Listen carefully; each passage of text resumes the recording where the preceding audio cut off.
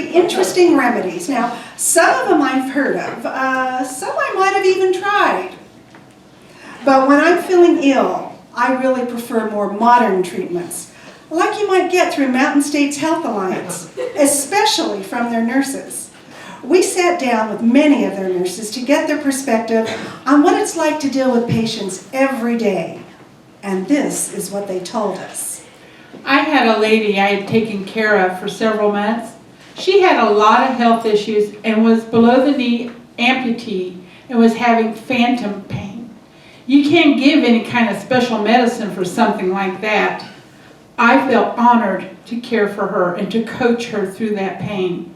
There's a whole spiritual aspect of caring for someone. Despite the pain, she had faith through it all. And that restores my own faith too.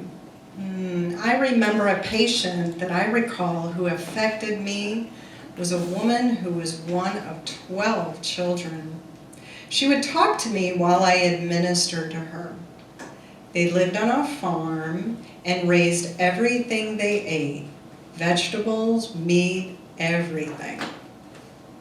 And you had to get to the table early if you wanted something to eat. If you were late, you might miss the chicken. It was a good lesson. I was on time for everything in my life because you never knew what you might miss if you were late. It just might be delicious. She was missing her sisters who had already passed away, and I did her wound care, which was very painful.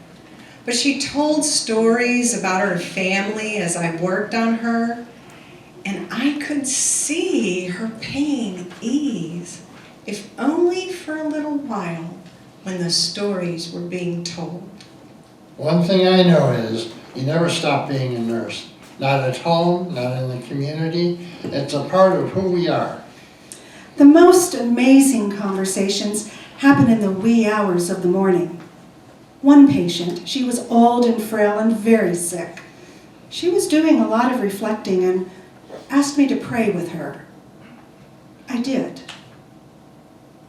A couple of days later, she passed. I felt that loss.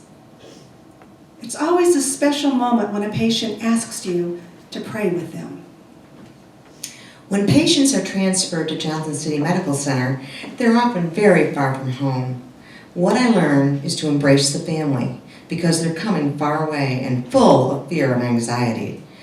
When we ask patients what they want, the main thing they say is communication. So we work hard to bring that to them and to the families.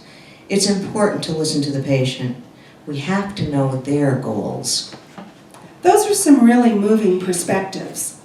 Just